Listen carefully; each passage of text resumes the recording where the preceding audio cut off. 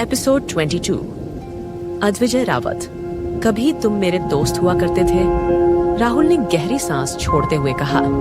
अद्विजय हंसा और बोला, नहीं कभी नहीं, मैं तुमसे दोस्ती भी सिर्फ इसलिए की थी ताकि मैं तुम्हें बर्बाद कर सकूं।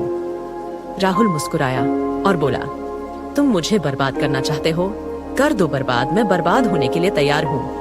मगर तुम्हारी किस्मत में जो लिखा है, कहीं वो तुम्हारे साथ हो गया तो।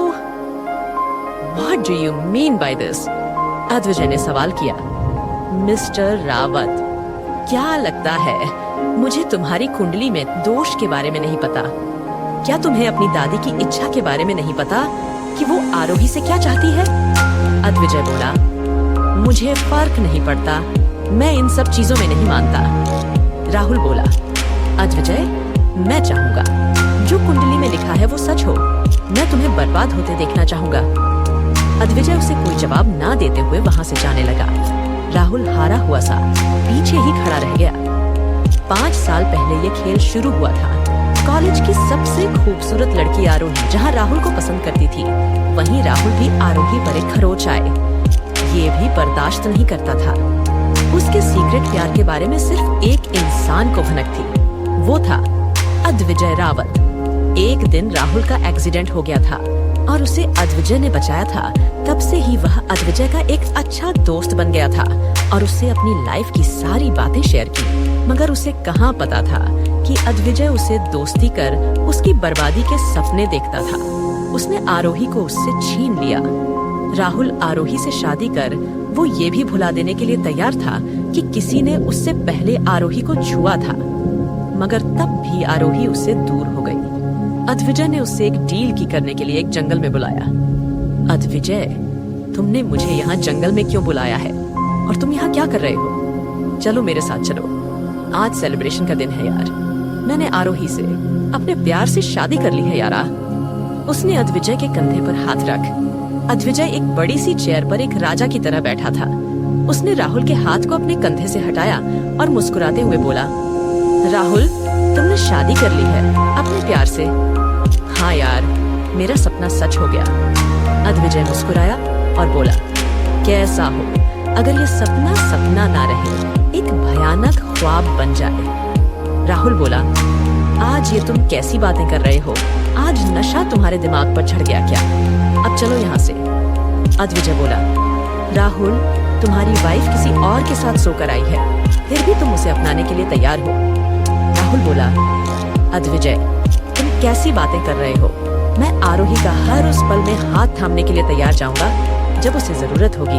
हमेशा उसको प्रोटेक्ट करूंगा।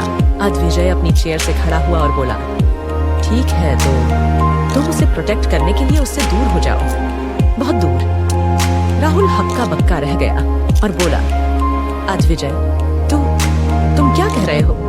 मैं तुम्हारी बातों का मतलब नहीं समझ पा रहा हूँ। अद्विजय मुस्कुराया और बोला, हाँ, अपने प्यार से दूर हो जाओ, मैं यही चाहता हूँ। राहुल मुस्कुराया और बोला, देख, तू सोच रहा है कि शादी के बाद मैं तुझे भूल जाऊंगा, ऐसा नहीं है, तू मेरा दोस्त है। अद्विजय बुरी तरह हंसने लगा और बोला, दोस्त? लेकिन मैं तो तुझे दुश्मन मानता हूँ।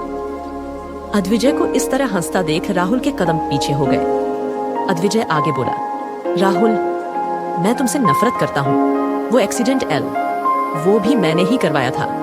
दोस्ती प्यार कुछ नहीं है, मेरे लिए मेरा बदला ही सब कुछ है। और मैंने सोचा कि मैं तुम्हें तड़पाऊंगा, फिर पता चला कि तुम किसी को अपनी जान से ज्यादा प्यार करते हो, तो क्यों ना उसी को तुमसे दूर किया जाए। अद्विजय, क्या तुम सच कह रहे हो? राहुल ने हकलाते हुए कहा। जवाब में अद्विजय बोला, हाँ, ये सच है। राहुल बोला, मगर किस बात की दुश्मनी? अद्विजय, मैंने तुम्हारा क्या बिगाड़ा है? मैंने कभी किसी का बुरा करने के बारे में नहीं सोचा तक नहीं, फिर क्यों? अद्विजय बोला, तुमने नहीं, मगर तुम्हारे बाप ने मुझसे वो चीज छीनी है जो मुझे दुनिया में सबसे ज्यादा प्यारी थी। तुम्हारे बाप ने उसकी मुस्कुराहट छीनी है, जिसकी मुस्कुराहट पर मैं दुनिया जहां की खुशियां निछावर कर देता। राहुल बोला, मेरे डैड ने बहुत कुछ गलत किया है, मगर मैं तो उनके पापों का भागीदार नहीं हूँ। अद्विजय बोला, राहुल गुप्ता वारिस हो, तुम अपने बाप के तो मिस्टर राघवेंद्र गुप्ता के कर्मों की सजा तो तुम्हें मिलने ही थी। अद्विजय एक डेविल लुक के साथ मुस्कुराया। उसने फिर मुड़ते हुए कहा, कल ही तुम आरोही को छोड़ यहाँ से चले जाओगे और कभी आरोही के पास वापस नहीं आओगे, नहीं तो मैं सीधा तुम्हारी आरोही को ही तकलीफ दूंगा। राहुल बोला, अद्विजय, मैं तुम्हारे हाथ जोड़ता हूँ, मेरी आरोही को तकलीफ मत दो, तुम चाहो तो मैं उसे खुद से अलग कर देता हूँ। अद्विजय बोला, तुमने उससे शादी की है, उसे तुम्हारे सुख और दुख का साथी होना चाहिए, है ना? अद्विजय वहां से चला गया। राहुल घुटनों के बल बैठ गया और उसे आखिर में अद्विजय की बात मानकर आरोही को छोड़कर जाना पड़ा। वो घुट घुट कर जीता रहा, आरोही को पल पल मिस करता रहा। वो एक बार भी आरोही से अपने प्यार का इजहार तक नहीं कर पाया और ये सब सिर्फ इसीलिए हो रहा था क्योंकि राहुल के पिता राघवेंद्र ने कुछ ऐसे पाप किए थे जिनकी सजा राहुल को भुगतनी थी। Flashback and. अद्विजय धानी को अपनी गोद में लिए अपनी कार में बैठा। एपिसोड 23। अद्विजय ने धानी को गोद में लिया और वहां से चला गया। कुछ देर पहले जब धानी ने अपनी माँ को मुसीबत में देखा था तो उसने सबसे पहले अद्विजय के फोन पर कॉल किया था। अद्विजय का पर्सनल नंबर कुछ गिने चुने लोगों के पास ही था। जब उसने अननोन नंबर से कॉल आते देखा तो वो थोड़ा हैरान हो गया था। धानी ने उसे कॉल करके सारी बात बताई तो अद्विजय जल्दी से आरोही की लोकेशन पता कर उसे बचाने निकल गया। उसे ये नहीं पता था कि धानी को उसका नंबर सिया ने दिया था। सिया वो हर कोशिश कर रही थी जिससे कि अद्विजय आरोही के करीब हो पाए। सिया वो इंसान थी जो बचपन से अद्विजय के साथ थी, उसकी परवाह करती थी, उससे प्यार करती थी। अद्विजय की खुशी के लिए वो कुछ भी कर सकती थी। आरोही और अद्विजय दोनों की जिंदगी में कोई था इतना प्यारा जो उनकी खुशी के लिए कुछ भी कर सकता था, मगर दोनों ही उसे प्यार को पा नहीं सकते थे। आरोही के साथ अन्याय करने वाली इस दुनिया को सबक सिखाने के लिए शायद भगवान ने ही अद्विजय की नियति में ये लिखा था। अद्विजय को सब पता था कि आरोही की कोई गलती नहीं थी, फिर भी उसने हर कदम पर उसे बेइज्जत किया और वो एक ऐसा हैवान था जिसे इस बात का कोई पछतावा भी नहीं था कि उसने कैसे किसी मासूम की जिंदगी को बर्बाद किया था। लेकिन जब से आरोही और उसकी मासूम बेटी उसके घर में आई थी तो उसके दिल में कभी कभी ये ख्याल आता था कि उसने कैसे उन दोनों की जिंदगी को ऐसा बना दिया था। वो आरोही के साथ तो जितना चाहे उतना बढ़ आ करना चाहता था, मगर धानी के लिए धानी के साथ नहीं। इसलिए उसने धानी के लिए बोन मैरो दाता ढूंढने के लिए अपने लोगों को दिया था और कई अच्छे डॉक्टर को अपने हॉस्पिटल में बुलाया था ताकि वो धानी का इलाज कर सके। ये सब उसने बहुत पहले ही प्लान कर लिया था और जब माथुर हॉस्पिटल में ये सब हुआ तो उसे एक मौका मिल गया धानी को अपने हॉस्पिटल ले जाने का। इस वक्त अद्विजय दहन आरोही को लेकर अपने विला पहुंचा, रावत विला पहुंचा। उसने आरोही को कमरे में के बिस्तर पर लेटाया। बाहर कट आके की बारिश पड़ने लगी थी। उसने अपने रूम में बने बड़े से विंडो ग्लास को खोल और बाहर की नजरों को देखा। तभी कमरे में कोई इंटर हुआ। एडमिशन ने मुड़कर देखा तो वहाँ सिया थी। सिया के हाथ में एक दूध का गिलास था। वो अद्विजय के पास आई और बोली, तुम्हारे शहर में दर्द हो रहा होगा, लो कॉफी पी लो। अद्विजय बोला, सिया? सिया बोली, कुछ मत बोलो, मैं तुम्हें ऐसे ही देखना चाहती हूँ। अद्विजय ने काफी की सिफली सिया ने अद्विजय के भीगे हुए शर्ट के बटन खोले और बोली, अद्विजय, क्या तुम बता सकते हो इस वक्त मेरे दिल में क्या चल रहा होगा? ये सुनकर अद्विजय बोला, यही कि मैं आरोही के करीब जा रहा हूँ और तुमसे दूर। ये सुनकर सिया ने अपनी गर्दन नामे हिले और बोली, नहीं, ऐसा नहीं सोच रही हूँ, बल्कि मैं ऐसा चाहती हूँ। ये सुनकर अद्विजय बोला, सिया, ऐसा क्यों? सिया बोली, अद्विजय, क्योंकि मुझे भी अब महापंडित की बातों पर विश्वास हो गया है। अद्विजय, कोई इंसान दूसरे इंसान के खिलाफ ही जा सकता है, देश के खिलाफ जा सकता है, मगर भगवान के खिलाफ नहीं जा सकता। अद्विजय, तुमने आरोही की जिंदगी में कांटे बोए हैं और मैं चाहती हूँ कि उन कांटों पर की बजाय अब उसकी जिंदगी में फूल खिले। अद्विजय, तुम्हारा ही की नसीब में हो। आरोही तुम्हारी किस्मत में है, उसकी झोली को फूलों से। भारद्वाज। अद्विजय। ये सुनकर अलविदा। ये तुम क्या कह रही हो? सिया बोली, बस तुमने मुझे जितना प्यार दिया मेरे लिए बहुत है। मैं तुमसे सुनकर अद्विजय बोला, सिया तुम्हें हो क्या गया है? ये कैसी कैसी बातें कर रही हो?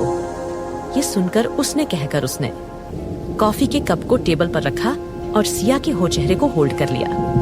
सिया की आंखों से 2 आंसू छलक गए। उसने फिर अपनी पलकें उठे और मुस्कुराते हुए अद्विजय को देखा। अद्विजय उसकी आंखों में गहराई से देख रहा था। सिया ने अपने चेहरे को ऊपर उठाया और अद्विजय के माथे पर किस करके बोली, अद्विजय, किस्मत की फैसले को शायद तुम अब भी नहीं समझ पा रहे हो, मगर जल्दी ही तुम्हें शायद ही एहसास हो। ये सुनकर अद्विजय ने सिया के होठों पर अपनी उंगली रखी और बोला, स्टॉप, इसके आगे अब और कुछ नहीं। अद्विजय, क्या तुम मेरी एक बात मानोगे? सिया ने सवाल किया। अद्विजय बोला, हाँ मैं वादा करूंगा। सिया बोली, प्रॉमिस करो कि अब तुम कभी आरोही को या उसकी बेटी को हर्ट नहीं करोगे। प्रॉमिस करो कि अब तुम अपने बदले को भूल लोगों को माफ करोगे, करना सीखोगे। ये सुनकर अद्विजय बोला, मैं कोशिश करूंगा। सिया अद्विजय के गले लगी और बोली, थैंक यू सो मच। अच्छा अब आराम करो, मैं चलती हूँ, मुझे नींद चुरा रही है। जो आ रही है अब अपनी वाइफ को देखो, उसके कपड़े चेंज करो। ये कहकर उसने रूम का दरवाजा बंद किया और बाहर जाकर मुस्कुराई। अपने रूम में जाकर उसने अपने पैक हुए बैगन को देखा, लगेज को देखा। उसने 2 हाथ 2 बैग लगेज को, बैगन को लगेज भरे बैगन को हाथ में लिया पकड़ और वहां से चली गई। रावत विला से बाहर आकर बोली, मैं इस घर को और तुम्हें बहुत मिस करूंगी और दादी को भी। ये कहकर वो वहां से अपने एक घर में बैठकर चली गई। इसी बीच अपने रूम में अद्विजय बाहर हो रही बारिश को देखकर बोला, कभी नहीं सिया, मैं अपने बदले को नहीं भूल सकता। ये कहकर उसने मुड़कर आरोही को देखा। मैं बिस्तर पर गया और उसने ठंड से सिकुड़ती हुई आरोही के माथे पर हाथ रखा। अगले दिन जब आरोही की आंख खुली तो उसने अपने कपड़ों को देखा। वो कल रात पहने हुए कपड़ों को ही पहनकर सो गई थी, जो कि हल्के गीले थे। जब उसने उठकर विंडो से बाहर देखा तो उसे समझ आया कि रात को बारिश हुई थी और शायद वो भी गई थी, मगर उसे यहाँ पर कौन लाया था ये उसे नहीं पता था। तभी उसके फोन पर उसने अपना फोन चेक किया। धानी ने कई बार उसे कॉल किया था, शायद बेचारी बहुत ज्यादा परेशान थी। उसने फिर धानी को कॉल किया। धानी ने कॉल करते ही उसे सारी बात बताई कि कैसे उसने और अद्विजय को सारी बातें इन्फॉर्म की थी। आरोही बोली, ए बेबी आप चिंता मत करो मम्मा, वो कुछ नहीं हुआ था। वो एक्चुअली वो अंकल माँ के बहुत पुराने दोस्त थे और मम्मा उन्हें देखकर शॉक हो गई थी। धानी बोली, झूठ मम्मा, आप झूठ बोला रही है। अभी मुझे वीडियो कॉल कीजिए, मुझे आपको देखना है। आरोही ने कहा, वेट फॉर 5 मिनट्स। ये कहकर आरोही जल्दी से वहां से उठी और कपड़े चेंज करके आ गई। उसने अपने धवन को ढांका और धानी से काफी प्यार से बात करने लगी। धानी को विश्वास हो गया कि उसकी माँ को कुछ नहीं हुआ है, तो उसने रिलैक्स होकर फोन काटा। फोन करते ही आरोही ने गुस्से में याद किया कि दिव्या ने कैसे उसे धोखा दिया था। वो दिव्या से इस बात का बदला लेना चाहती थी। जब वो तैयार होकर ऑफिस के लिए जाने लगी तो उसके फोन पर एक नोटिफिकेशन फ्लैश हुआ। आरोही ने नोटिफिकेशन को रीड किया तो थोड़ी हैरान हुई। राहुल ने उसे मैसेज करके कहा था, डोंट वरी, मैं दिव्या को उसके की सजा देने जा रहा हूँ। आरोही ने मैसेज को पढ़कर सोचा कि राहुल क्या करने जा रहा है और उसे कैसे पता कि दिव्या ने क्या किया था। आरोही को ये नहीं आता कि बीती रात राहुल ही उसे बचाने आया था। उसे तो यही लग रहा था कि अद्विजय ने उसे उन 500 से बचाया था। जब तैयार होकर ऑफिस के लिए जाने लगी तो वही नौकरानी शी बोली, मैडम, मालकिन, छोटी मालकिन, आप कहाँ जा रही हैं? आरोही ने कहा, मैं ऑफिस जा रही हूँ। ये सुनकर वो नौकरानी बोली, छोटे मालिक ने मना किया है आपको कहीं भी जाने से और मुझसे कहा है कि मैं ये ऑइंटमेंट आपके गांव पर लगा दूं। आरोही बोली, कोई जरूरत नहीं है, मैं खुद लगा लूंगी। एपिसोड 24, कोई जरूरत नहीं है, मैं खुद ऑइंटमेंट लगा लूंगी। ये कहकर आरोही ने राशि के हाथ से ऑइंटमेंट को लिया। वो राशि को ये नहीं पता लगने देना चाहती थी कि उसके साथ बीती रात क्या हुआ। वो जब अपने कमरे में पहुंची तो उसने विंडो के पास खड़े होकर देखा कि बाहर कोई लंबी सी कार में आया था। आरोही ने देखा तो उसे घर से दादी और साथ में यही कोई 50 साल की औरत बाहर निकली। कुछ देर बाद आरोही एक अच्छा सा सूट, ग्रीन कलर का सूट पहनकर नीचे पहुंची। उसने दादी को देख उनके पैर छुए और उस दूसरी औरत को कंफ्यूज होकर देखा। दादी ने कहा, आरोही ये तुम्हारी सास अनिका है, इनके पैर भी छुओ।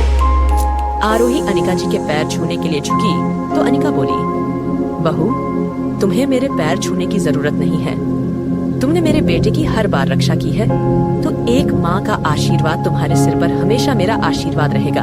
अनिका रावत काफी खुशमिजाज और दिल की साफ औरत थी। उन्हें अपने बेटे अद्विजय से बहुत प्यार था। जब उन्हें पता चला कि अचानक अद्विजय ने एक डाइवोर्सी लड़की से शादी कर ली, तो वो आरोही से मिलना चाहती थी।